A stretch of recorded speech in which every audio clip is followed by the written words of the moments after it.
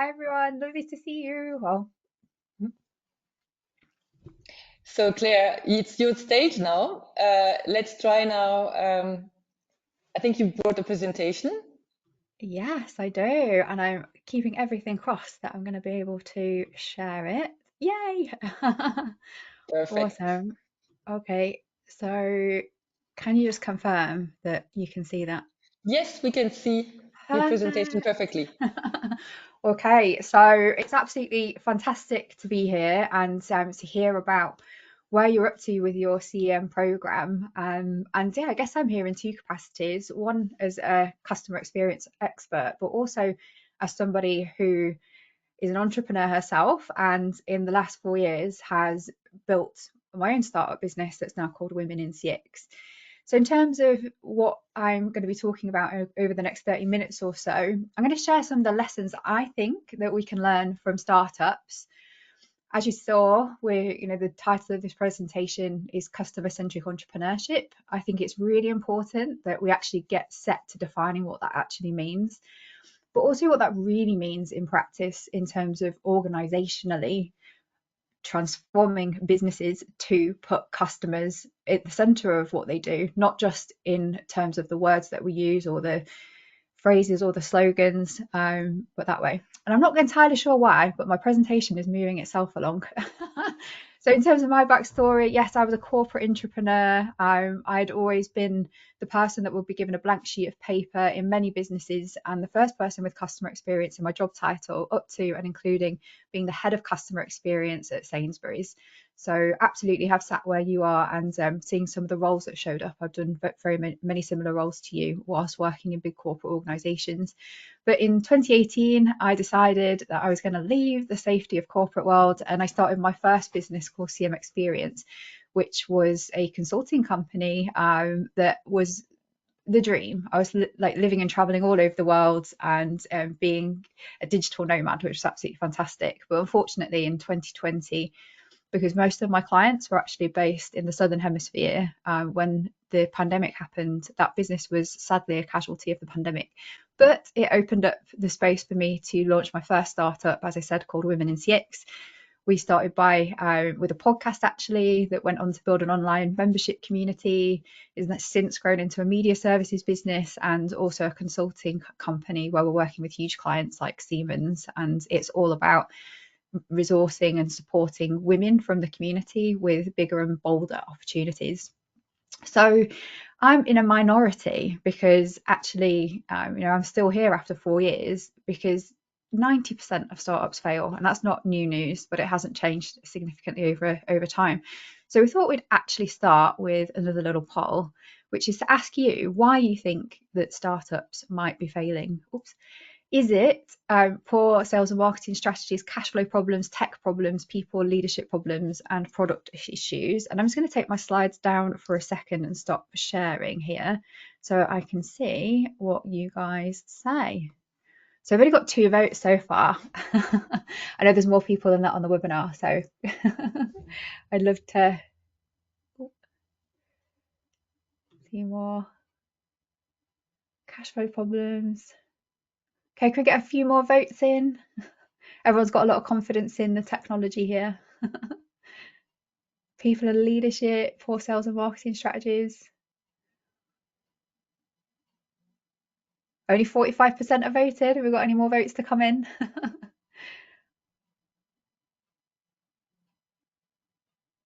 Okay, so it sounds like you think poor marketing strategies.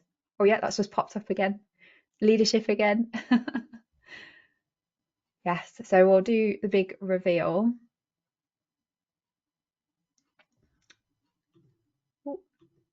So the answer is all of those things definitely cause problems, but it's actually none of those things because the main reason startups fail is the failure to find this thing called product market fit, which actually means that companies build products, services, and experiences that the people just don't want, or they fail to capture that market in terms of understanding what they really need.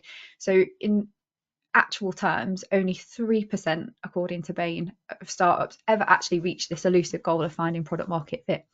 So to bring this to life, I thought I'd share a couple of little case study examples. And the first one is from a startup.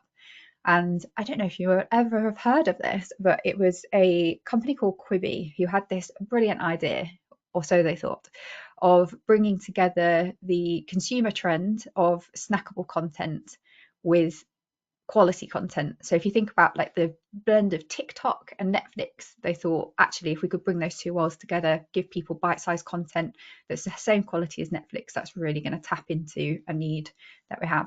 So first of all, they had their product proposition. So it was going to be a monthly subscription that you could either have it with $4.99 with advertising or $7.99 for ad-free. And if we think about the leadership perspective, they had amazing leadership. So Meg Whitman, who was the former CEO of Microsoft, and also this guy called Jeffrey Katzenberg, who had such incredible links to Hollywood. He was a media mogul, had connections with companies like Disney and DreamWorks, and had experience in working in all of those. Was it cash flow? No, they managed to raise a huge amount of capital before they launched $1.4 million. And actually that raised to $2 billion by the time they reached 2020. And they went about spending all of that money on investing in the content, in hiring these incredible actors, and actually making the content for this Netflix stroke TikTok idea. In terms of the launch, it was highly successful. You can see there, downloads comparable to YouTube, Netflix, Disney Plus in the first week. However, what they went to market with was an offer that was 3 months for free. And by the end of the 3 months, they were unfortunately only able to retain 10% of their customer base because people just weren't prepared to pay for this when so much free content was actually available on apps like YouTube, TikTok, etc. So what they'd really missed was this entertainment value curve where there wasn't the social value of something like Snapchat, Instagram, or TikTok, but also the production value in terms of the cost was up there with Netflix. So what happened to poor Quibi was that in the same year that it launched, that company failed. But to give you an example that it's not just startups that do this, we've got another example, which is Airbus. I can't see anybody, but hopefully you're familiar with this company.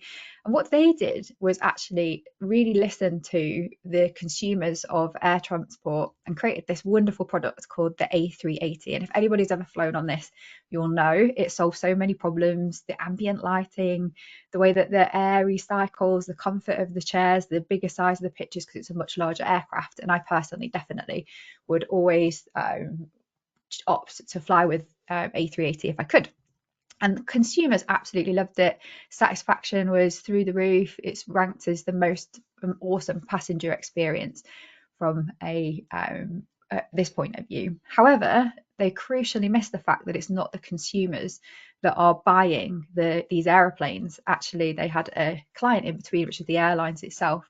And despite expecting over 800 of these very expensive planes being ordered, they only actually delivered 300, and by 2019 they actually decided that they had to discontinue and never actually made a profit from it. And in terms of their stock and share price, it enabled a competitor called Boeing to overtake. But the good news is they have since recovered, and this plane is now going to be back on the market because they've worked out how to engineer some of the operational costs out of it, because for the airlines it was just much more expensive to run. So this gives us a real indication into business orientation. So for companies that think from the inside out, what they're thinking about is building products and finding a market to fit those products. Whereas with organizations that think more outside in, it's all about crafting products and services that solve problems for customers. So to bring this to life a little more, like, what is actually product market fit specifically? So it's this fusion between desirability, so having a market of people who need a problem to be solved; feasibility, which means that you build a product or service that properly solves that problem, but it also has to be met with viability, so a business model that can sustain that success at scale. And often we find ourselves, especially CX professionals, understanding the desirability of something for customers, but not necessarily that whole picture of feasibility and viability as well. So I think this helps in this context to think that, CX is really at the top of this pyramid. And it was really wonderful to hear Nadine and Carolina talking about how what you're doing is, reaching beyond customer experience, actually helping to get the organization to see actually maybe we need to change aspects of the product to meet our customers' needs. But this part in between, the value proposition, the feature set, the experience we offer, it really is about being able to understand not only the target customer, but also the underserved needs that we can meet with innovation. And as the industry continues to evolve, the world is changing, there's so much disruption going on, this is more important than ever. And a really simple example of this is lettuce. So we go to the supermarket, I'm sure everybody is a lettuce consumer, but the problem with lettuce isn't that eating it. The problem is preparing it. So when a company decided actually they could engineer out that problem by creating bags of lettuce that was pre-washed, pre-prepared, that actually gave a huge margin increase from, in comparison, a very cheap product to something with more value add that, as I said, solves the problem of having to chop, wash, prepare. If anyone's got a salad spinner, you know how annoying that is, and a huge, simple success. So normally if I was talking to audiences in person, I'd probably ask them to raise their hands and tell me, if you're a customer centric organization, whether your customers would also agree with you. But this whole concept of customer centricity is something that's really been evolving over time, and it's got roots in several disciplines like marketing and CRM. And I just think it's really interesting for us as CX leaders and analysts and product managers to think about, like, where did this all come from? And actually, it started back in the 1950s, because the only problem to solve previous to that was about production and distribution. So customer focus actually arrived with the advent of marketing. Think of the Mad Men days, where this guy called Theodore Levitt wrote a very important paper called Marketing Myopia, in which he argued that actually, rather than defining themselves by the products that they produce, that businesses needed to define themselves by the needs that they satisfy. And this was a huge shift in terms of business. Next came customer first with the advent of total quality management. So you still see a lot of this today in customer experience, don't we, by emphasizing continuous improvement and customer satisfaction as being critical components of the success of a business, and understanding and meeting the needs for quality through the processes of I suppose engineering in a way. And we can really see that in the automotive industry, can't we? And especially that example that Carolina gave.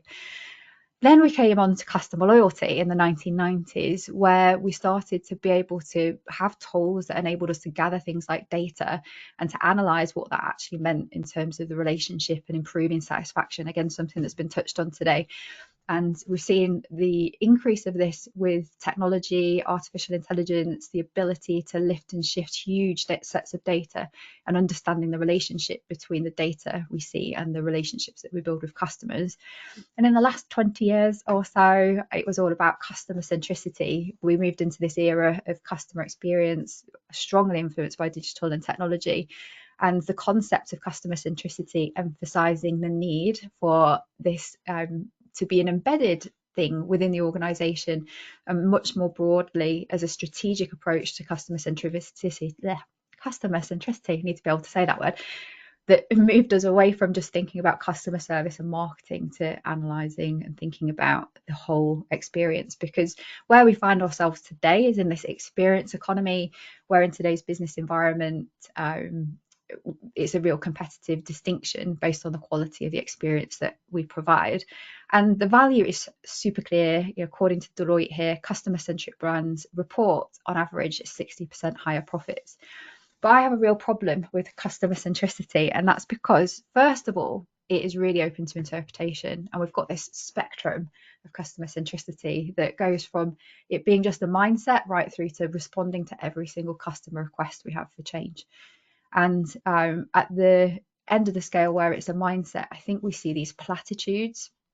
And I don't know if any of you worked in organizations where maybe that this is a statement that is on a wall, like customer is king, or customer first, or the words are used, or thinking about customer as a metric or as net promoter scores, and the view of the world for being customer centric is really based on that, and looking for it to be maybe a cultural thing, but there's no substance to it. It's words based, and it's I have a problem with that.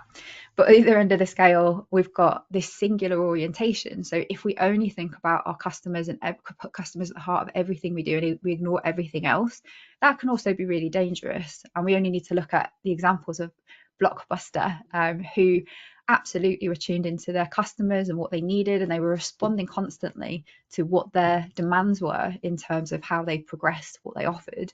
But what that meant was that they took their eye off the ball in terms of what was happening outside of their organization and completely missed the fact that streaming was coming. So for me, I think the optimal orientation really needs to be this really well balanced orientation, and that things like customer experience and customer centricity are seen as a strategic orientation rather than either a platitude or at the other end of the scale, everything being just purely about customers. And I think for customer experience professionals, particularly, I see this behavior where we tend to think we have to override everything. And if the organization isn't 100% customer centric, then we're doing something wrong. But multiple orientations can very successfully exist. So if we think about brands, businesses like Amazon, yes, they are absolutely customer orientated, but they're also innovation oriented. We can also see things with similar success stories with Netflix, where data and personalization is a real core capability of theirs in order to drive better, not only experiences, but also demand.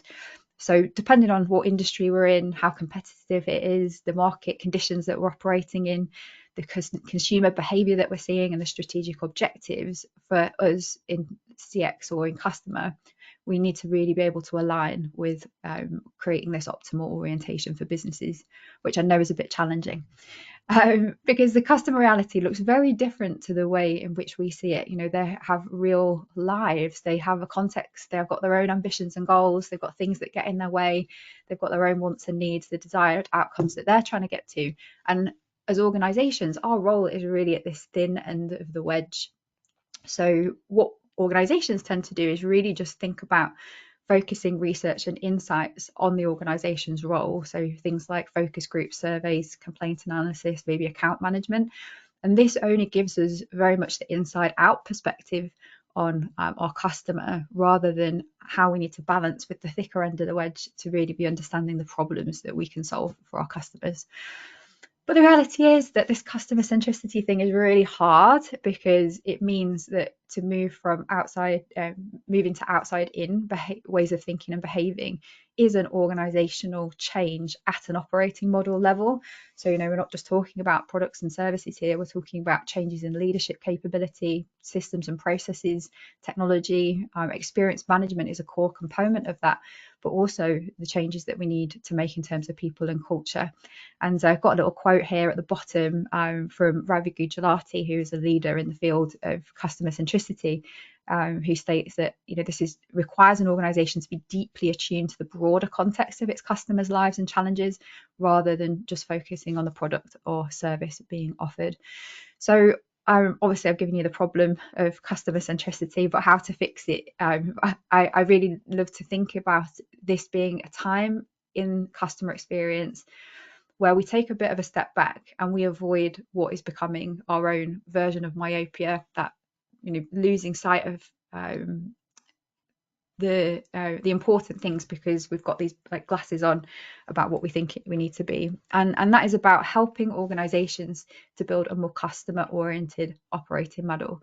So the way to do this is to think, you know, from strategy through to customer insight, into analyzing our current state and creating a future state design, building business cases, and planning how we're actually going to implement this is the change that we need to help the organization to see. And from I suppose like just a more detailed point of view to share the kinds of things that we need to answer in this is, you know, as a business, who are we? Like, what are we for? Who are we for? Where do we want to play? Where can we win? What is our plan for growth? And how do we fully understand that, so the initiatives that we come to produce will be aligned with what the business is actually needing to do and be in the future. In terms of our customer insights, who are our customers? What are their goals? What are their needs? And critically, which of those are underserved currently today that we might be able to meet with innovation? our current state analysis, and obviously with such strong experience management, you'll have a really clear view on the existing journeys, the pain points that exist, the opportunities that we might be able to explore, and the barriers that exist today for customers and for change. But this is the bit I often see missed, which is the fusion, I suppose, of inside out and outside in terms of what we actually want to offer our customers in the future. What does that look like as a target experience that we want to work towards? The thinking around how would we deliver that? What would it take in terms of the capabilities around that wheel that I just shared? And fundamentally, what does that mean in terms of changing the operating model? So we've got that viable, desirable, sustainable model. And then when it comes to the business case, what are the cost and benefits of addressing these pain points? What capabilities do we need to build? What technology requirements, increasingly so, do we need to have to be able to do that? And when it comes to implementation planning, there is, what can we do now? What can we plan? What can we start to build? But critically, what can we test and learn about? So if we remember Quibi, who just didn't bother doing any research to know whether or not what they were building was something that customers actually wanted, how can we learn as quickly as possible so we don't waste money on expensive mistakes? What's the roadmap? And really importantly, with so much disruption happening, how can we remain agile and flex and respond to all of those macro factors that I think we talked about right at the top of this session? Because yes, the world is in a complete state of flux right now. I would just leave you with the advice, I suppose, that working with the business and not against it to increase the customer orientation is a more laudable goal than perhaps trying to aim for your role to change the culture of the organization. And really what that means is that continuation of being proactive in response to the human needs, being able to help to identify the problems to solve, as again that great example, seeing that decrease in satisfaction with a new product, what is it that we need to do differently, and having a wider impact than perhaps sales, marketing, customer service. Designing experience-based solutions, really focusing on prototyping and testing, implementing small changes, but being able to iterate and learn as you go in order to scale out improvements. And critically, and I definitely know you'll be doing this, is measuring the impacts of changes on financial metrics so that the organization will absolutely understand the value of customer centricity, customer experience, call it what you will, but really making those changes that put customers not only in words on a wall at the heart of what the organization is working towards, but in reality. So my top takeaways from today are that we can learn a lot of lessons from startups, particularly that our goal should be to find, understand and solve problems for customers, and critically ensure that we're testing and learning. That the lesson of product market fit, that what we've got to find is these opportunities that are desirable for customers but also feasible and viable, so that we can scale those solutions out. That our role is definitely moving towards helping the business to think outside in as well as inside out, and just remembering that wedge of our view of the world and asking for feedback needs to be balanced with research and understanding the customer and meeting in the middle. Customer centricity has evolved from other disciplines, and we talked about marketing management, CRM, and it's going to continue to do that. So I think we're at the precipice of this next stage of evolution. Now we've got artificial intelligence and what that's going to do to change the landscape, that I think we're set now for another shift in the next generation of customer centricity and customer experience. And the problem with customer centricity, or my beef with it, was that it's really misunderstood. Remember what it is and what it is not. It isn't platitudes and phrases on a wall. It isn't responding to every single customer request for where they want to take the organization. It needs to be this well-balanced strategic asset. And finally, I shared with you what it takes to actually develop a customer-orientated operating model. Again, this is a highly strategic approach. And I guess just to encourage you that as entrepreneurs within organizations where you've got your finger on the pulse of the customer, how you can take some more risks to challenge maybe the status quo, produce ideas that are well balanced in terms of feasibility, viability and desirability, present a more clear business case for why you want those things to change. And yeah, like hopefully continue on your successful journey to customer success in the future. And now I'm going to take my slides down and hopefully there'll be some questions because I couldn't see what was going on in the chat during that time. Thank you very much, Claire. Really interesting. I think you stressed the importance of the role we have in those CX roles. And I'm sure there's a lot of what you said resonated with, our audience, our participants. So please, we are waiting for any kind of reaction or questions. Oh, we already have questions, I see. Oh. So, okay, the first one is, and I think it's the very interesting one. How was it being an entrepreneur in a big organization? Could you tell us about your role in the company and what you did to make a difference? Yeah, well, I think the first word would be difficult because a lot of the time organizations say that they want entrepreneurial behavior, but actually when it comes to making changes happen, it can be quite a frustrating time in getting the buy-in to I think support some of the ideas. So although it's warranted, showed that picture of what it actually takes to really change, there's less appetite for that. So as I said, every single role that I had, I was always the first person with customer experience in my job title, had a blank sheet of paper. And I think probably my biggest learning was about needing to take people on a journey with you and the importance of proving concept before asking for full investment. But that approach to proving the results at a small scale and then being able to scale out that change, test and learn as you go, meant that during the course of the year, I was able to, by the time I left Sainsbury's, be asking for like mid-year investments of multi-millions because the trust was there that this approach worked. And sometimes I think organizations do need to see the financial evidence, and actually that's okay. And our job is to help to prove concept when we're looking to innovate, rather than say we think this is the way to go, let's change everything, invest a lot in it. Just making those small incremental steps, measuring the impact and scaling out, definitely would be my advice. Yeah, that sounds good. And I think this is also what you do probably with data, right? So you need some fact-based argumentations to take more people on board. Yeah, I Another suppose question was, sorry, it's yeah. multiple data sets as well, right? So operational data, customer feedback data, financial data. I think it's about being able to merge those, because sometimes when it comes to customer measures only, they're not indicative. It's the relationship between those and financial metrics that we really need to blend in order to prove business case. Sure, understood. And someone asked also, where do you think customer centricity is heading next, or heading in the future? Yeah, because you showed us, I think it's because of this, timeline you've shown, and then we are all interested in knowing what's your what happens next. future vision.